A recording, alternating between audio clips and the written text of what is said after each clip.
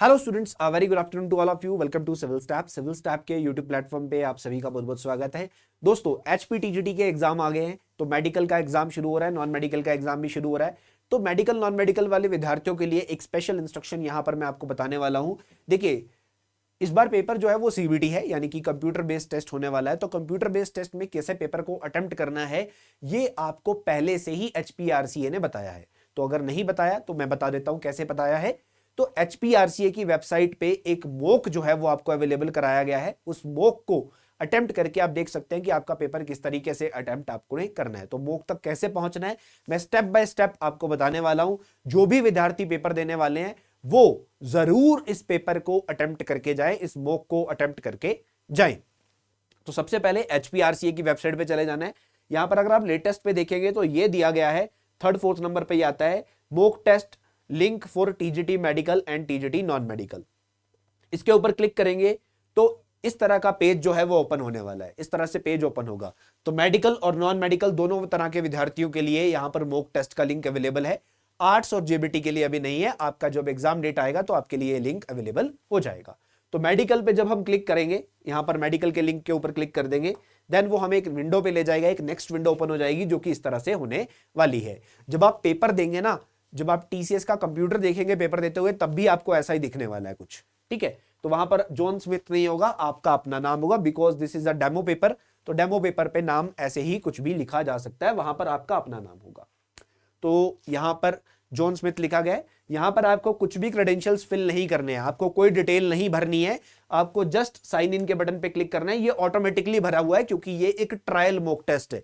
ऐसा नहीं करना है किसी विद्यार्थी ने कि यहां पर अपनी कोई डिटेल भरने लग गए, अपना एप्लीकेशन आईडी या अपना कोई पासवर्ड भरने लग गए। आपको यहां पर ऐसा कुछ नहीं करना है। वो एग्जामिनेशन हॉल में उसकी जरूरत पड़ेगी, वहां आपको भरना होगा। यहां कुछ नहीं भरना है, यहां कुछ नहीं भरना है। उसके बाद जब आप इसको भरने के बाद साइन इन पे क्लिक करेंगे तो इस तरह से विंडो जो है ये पेज ओपन होने वाला है। ये पेज देन ओपन होने वाला है। ये पेज आपको बताता है कि आपका पेपर 2 घंटे का है।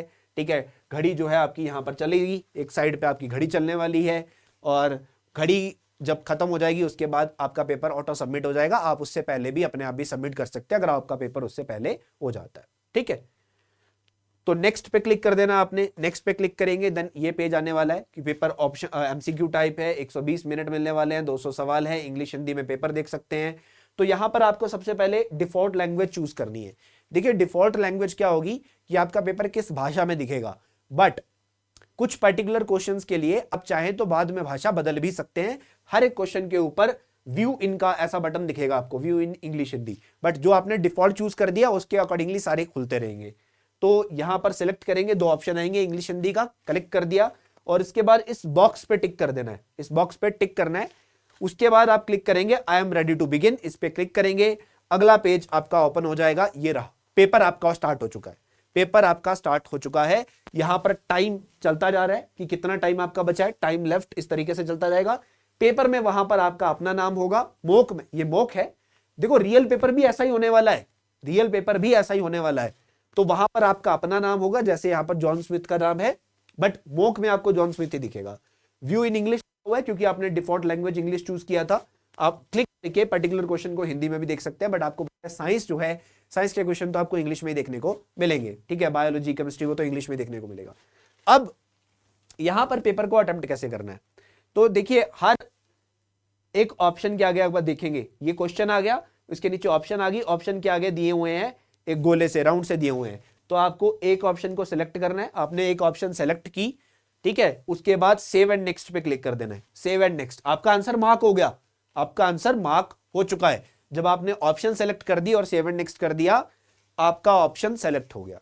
ठीक है, तो यहां से मेरा आंसर जो है वो हो चुका है। बट कई बार क्या होता है, मैं एक क्वेश्चन मेरे सामने आया, मैं उसको लेकर डाउटफुल हूं, डाउटफुल है कि मेरे को लग रहा है कि 2 ऑप्शन आंसर हो सकते हैं। मैंने सोचा कि पहले बाकी पेपर कर लेता हूं, इसको बाद में देखूंगा, इसको बाद में देखूंगा।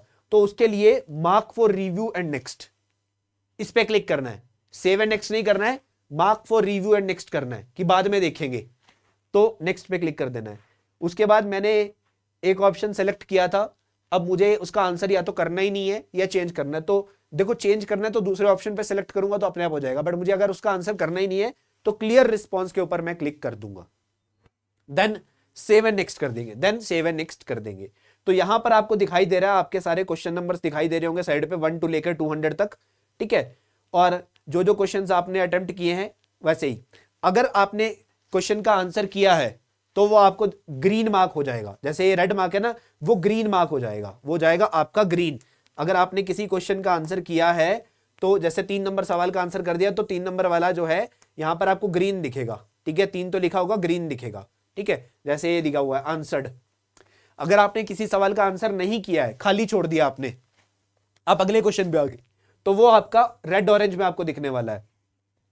कोई क्वेश्चन ऐसा है जहां तक आप पहुंच ही नहीं पाए, क्योंकि सीक्वेंस है 100 लेके 200 तक सवाल चल रहे हैं, मान लो 150 तक ही हुए हैं और आपका जो है टाइम खत्म हो गया। देखो ऑनलाइन पेपर में टाइम बहुत वैलिड है, टाइम की बहुत वैल्यू है, टाइम बहुत वैल्यूएबल है। घड़ी चलती रहेगी, वो आपके लिए रुकने नहीं वाली है। अगर आप कंफ्यूज होते रहेंगे, एक एक क्वेश्चन को 10-10 मिनट सोचते रहेंगे, तो घड़ी चलती रहेगी, घड़ी नहीं रुकने वाली है। तो रुकना नहीं है। अगर किसी क्वेश्चन में आप डाउटफुल हो तो उस क्वेश्चन को बाद में देख लेंगे, आप अगले क्वेश्चन की तरफ मूव ऑन करो। उस क्वेश्चन को आप बाद में भी आंसर कर सकते हो, ठीक है। उस क्वेश्चन पे आप बात बढ़ सकते हो। यहां पर ये नंबर आपको, ये चार्ट आपको हमेशा दिखता रहेगा, जो बताता रहेगा कि आपने कितने क्वेश्चंस का आंसर कर दिया है, कितने का आंसर नहीं किया है, कितनों को आपने मार्क फॉर रिव्यू किया है, कितनों को आपने देखा ही नहीं अभी तक, ये यहां दिखता रहेगा। और अगर मान लो आपका पेपर, आप 2 घंटे का पेपर है, आप 1 घंटा 40 मिनट में अपना पेपर कर लेते हैं, तो आपको सबमिट पे क्लिक करना है। सबमिट पे आप जा नहीं सकते, आप एग्जामिनेशन हॉल को लीव तो पूरे 2 घंटे के बाद ही कर पाएंगे, बट आप सबमिट पे क्लिक कर देंगे, आपका पेपर सबमिट हो जाएगा। बट मेरी एक सजेशन रहेगी कि टाइम से पहले सबमिट मत करो, ठीक है। तब तक आपको बाद में ऐसा हो कि यार इस क्वेश्चन का ये करना था, ऐसे कर दिया, गलत कर दिया, या और अटेम्प्ट कर लेता, तो ऐसा नहीं सोचना है। तो इसको लास्ट पे जाके सबमिट करो। एंड में अगर 2 घंटे पूरे हो गए और अगर आपने सबमिट नहीं किया, तो आपने जिस तरीके से जो जो अटेम्प्ट किया होगा वो उसी तरीके से ऑटो सबमिट हो जाता है, वो ऑटो सबमिट हो जाएगा। उसमें आपको टेंशन लेने की जरूरत नहीं है कि मेरा पेपर सबमिट नहीं हुआ, वो ऑटो सबमिट हो जाता है, ठीक है। तो बट कोशिश यही करना है कि सब लोग अपना अपने आंसर्स को ध्यान रखें और सबमिट कर दें। तो इस तरीके से आप पेपर को अटेम्प्ट करेंगे। ऑनलाइन पेपर है, बहुत सारे विद्यार्थियों के लिए नई चीज है, तो नई चीज में वहां पर बौखलाना नहीं है, टाइम वेस्ट नहीं करना है। इस मॉक टेस्ट को अटेम्प्ट करके जाओ, सारी चीजें क्लियर हो जाएंगी। फिर भी डाउट रहेगा तो मुझे बता देना, I will clear your doubts. But ध्यान से इस चीज के लिए प्रिपेयर होके जाओ। किसी भी विद्यार्थी का पेपर इस वजह से नहीं रहना चाहिए कि पेपर अटेम्प्ट करना ही नहीं आया, क्वेश्चन नहीं आया, नहीं आता था, सेकेंडरी चीज है। पेपर अटेम्प्ट करना ही नहीं आया ड्यू टू टेक्नोलॉजी, यह चीज नहीं होनी चाहिए। तो आपको कंप्लीटली यहां पर बताया गया कि पेपर कैसे अटेम्प्ट करना है, तो आपने जरूर अटेम्प्ट करना है। तो ये मॉक टेस्ट सभी ने जरूर देना है। सभी विद्यार्थी जो भी यहां पर प्रिपरेशन कर रहे हैं, अपने मॉक टेस्ट को जरूर अटेम्प्ट करें। किसी को कोई डाउट आता है तो आप इस वीडियो के कमेंट सेक्शन के अंदर बताएं कि नहीं सर हमें पता नहीं लग रहा है, ठीक है।